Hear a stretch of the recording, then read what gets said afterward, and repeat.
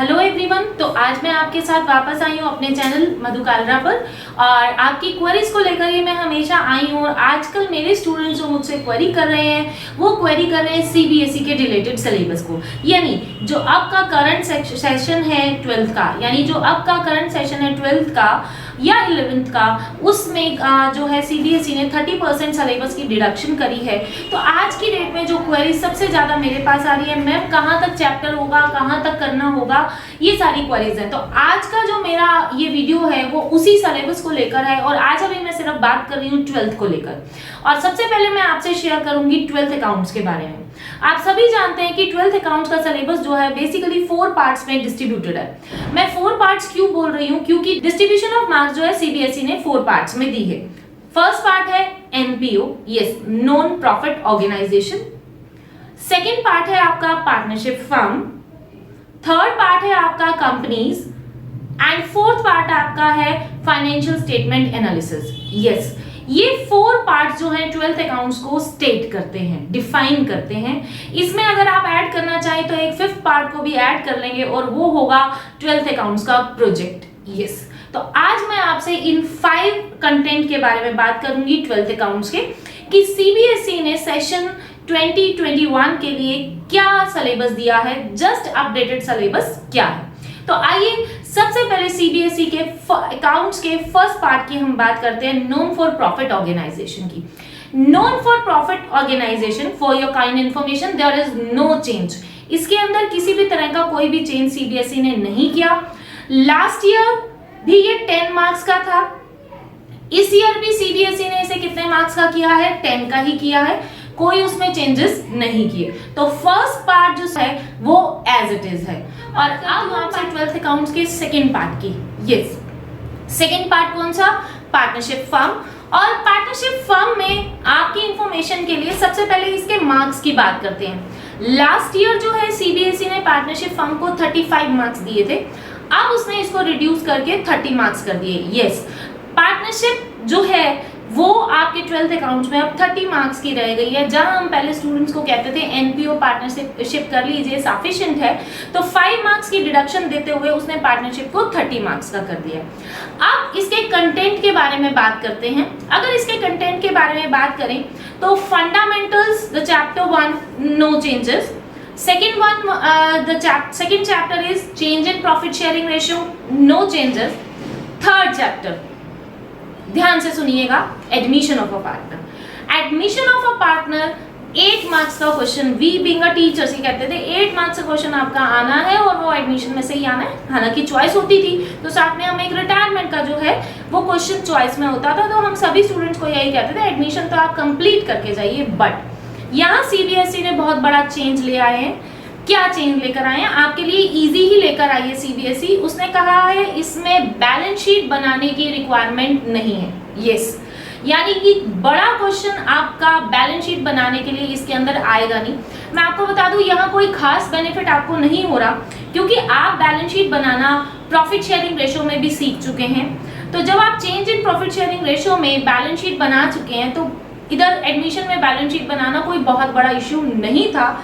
But क्योंकि syllabus reduce करना था सीबीएसई ने, तो उसने बैलेंस शीट के लिए रिफ्यूजल डाल दिया। साथ के साथ उसने एक बात और कही सीबीएसई ने, उसने ये कहा एडजस्टमेंट्स ऑफ कैपिटल का टॉपिक इसके अंदर नहीं आएगा। अगर आपसे मैं बात करूं तो इस चैप्टर में बेसिकली 3 एडजस्टमेंट्स आती थी। एक आती थी हिडन गुडविल की, एक आती थी आपकी change in the capital of the old partners according to new partner, new partner के अकॉर्डिंग चेंज करना कैपिटल को, और थर्ड आता था according to new ratio capital को चेंज करना। तो इसमें जो फर्स्ट पार्ट था आपका दैट इज हिडन गुडविल, आप इसको छोड़ दीजिए, इसके बारे में उसने कोई बात नहीं करी। ये आएगा, हिडन गुडविल का कंसेप्ट आएगा 4 मार्क्स के अंदर ही, अधिकतर वो डालता भी है और अब भी आएगा।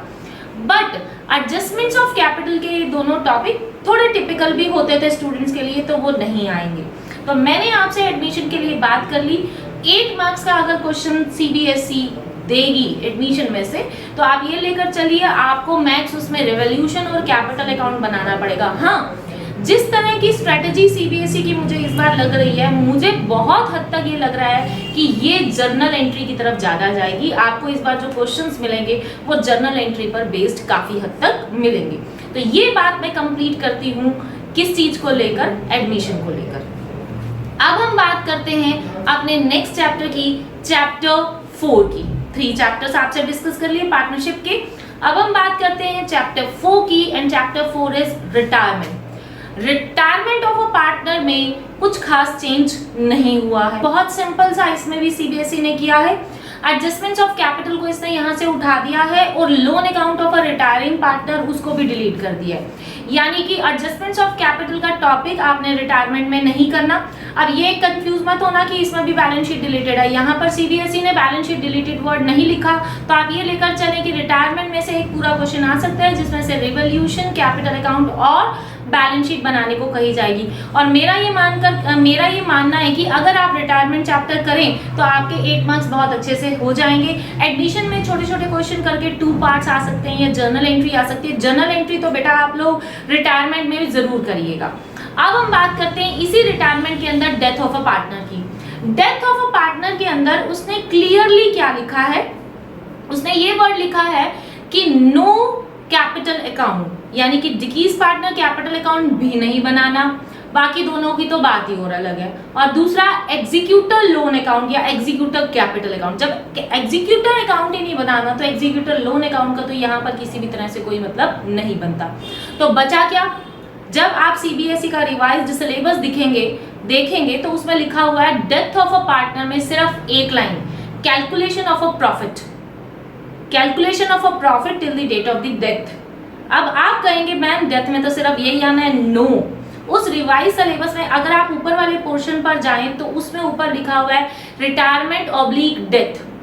हाँ जी, वहां पर जरा आप ध्यान से देखिएगा, रिटायरमेंट ऑब्लिक डेथ के अंदर बड़े ध्यान से देखिएगा, calculation of revolution, then treatment of accumulated profits and losses और गुडविल ट्रीटमेंट, ये सब कुछ आपका डेथ के अंदर एज इट इज आपने करना है जैसे आप करते आए हैं। यानी डेथ के अंदर जो क्वेश्चन आएगा वो इनकी कैलकुलेशंस आएंगी, आपको अकाउंट बनाने को नहीं कहा जाएगा।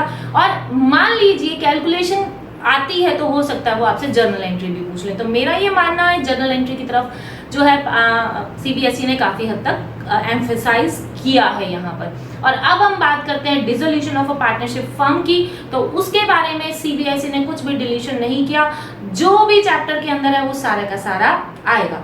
तो मैं आपसे अकाउंट्स के 2 पार्ट पूरी तरह से डिस्कस कर चुकी हूँ, 1 NPO of 10 marks, partnership of 30 marks, और उसमें क्या क्या डिलीट हुआ, पार्टनरशिप में डिलीट हुआ, एनपीओ में कुछ भी डिलीट नहीं हुआ। अब मैं आती हूँ कंपनी अकाउंट की तरफ। कंपनी अकाउंट जहां लास्ट ईयर तक 15 मार्क्स की होती थी, अब वो 20 मार्क्स की हो गई है। यस, 5 मार्क्स जो है वो इंक्रीज किए गए हैं। नो सिलेबस एडिशन, सिलेबस में कुछ भी ऐड नहीं किया, फिर भी 5 मार्क्स जो है वो ऐड कर दिए। साथ के साथ एक डिलीशन हो गया टॉपिक का, जहां कंपनी को लास्ट ईयर तक मैं स्टूडेंट्स को कहती थी 15 मार्क्स के लीव इट, इतना टाइम भी लगाओगे और 15 मार्क्स के लिए आप छोड़ दीजिए इसको। ये उनके लिए होता था जो पास नहीं हो सकते हैं, उनके लिए, या जिन्हें ज्यादा मार्क्स नहीं लेने थे, तो उनको मैं कहती थी don't touch companies accounts. But अब क्योंकि 20 मार्क्स की हो चुकी है और एक डिलीटेड टॉपिक भी मिल गया है, तो आप कंपनी अकाउंट्स की तरफ चलिए। शेयर्स की अगर हम बात करें तो शेयर्स में उसने कुछ भी डिलीट नहीं किया, एज इट इज एवरीथिंग जो भी आपका पहले से होता था या जो आपकी बुक्स में दे रखा है या जो आपको अब टीचर्स पढ़ाएंगे सेम है, नो चेंज। हाँ, डिबेंचर्स को लेकर देयर इज अ चेंज। तो रिडम्पशन ऑफ डिबेंचर्स के लिए आपसे कहना चाहूंगी meaning of redemption of debentures only. Yes, उसने मेथड्स ऑफ रिडम्पशंस को जो है डिलीट कर दिया पूरी तरह से। 2 ही मेथड्स पहले होते थे, lump sum and draw bye lots, वो दोनों मेथड्स डिलीट कर दिए गए और उसमें एक टॉपिक एडेड होता था क्रिएशन ऑफ डीआरआर। बट अगर आप आज की डेट में रिवाइज्ड सिलेबस ऑफ डिबेंचर्स का देखेंगे तो उसमें कहीं पर भी क्रिएशन ऑफ डीआरआर की बात नहीं करी गई, डिबेंचर रिडम्पशन रिजर्व की। तो आपके लिए सिर्फ मैं यही कहना चाहूंगी कि डिबेंचर रिडम्पशन के अंदर आपको मीनिंग ऑफ डिबेंचर रिडम्पशन ही करना है। हाँ, इश्यू ऑफ डिबेंचर्स में जहां पर आपकी एंट्रीज थी related to the issue and redemption, वो जरूर आएंगी और वो आप जरूर करेंगे, वो सिलेबस का पार्ट भी दे रखा है। तो हमने अब तक 4 पार्ट जो है अकाउंट्स के डिस्कस कर लिए हैं। फर्स्ट पार्ट किया एनपीओ 10 मार्क्स, सेकेंड पार्ट हमने किया पार्टनरशिप 30 मार्क्स, और थर्ड पार्ट मैंने अब आपसे डिस्कस कर लिया कंपनीज का, वो कितने मार्क्स का आपसे मैंने डिस्कस किया, 20 मार्क्स का। तो अब हम आते हैं फोर्थ पार्ट पर, एनालिसिस ऑफ फाइनेंशियल स्टेटमेंट्स में, जिसमें पहले ही 2 डिवीजन हुए थे, कैश फ्लो 8 मार्क्स का और रिमेनिंग पोर्शंस जो है वो 12 मार्क्स का, यानी टोटल 20 मार्क्स का। लास्ट ईयर भी था, अब भी है, no change, no deletion of any topic, that's it. ये 4 पार्ट्स तो मैंने आपसे डिटेल में डिस्कस कर ही लिए। और अब मैं बात करती हूँ प्रोजेक्ट की। आपके लिए इसमें भी एक बेनिफिट सीबीएसई ने दिया है।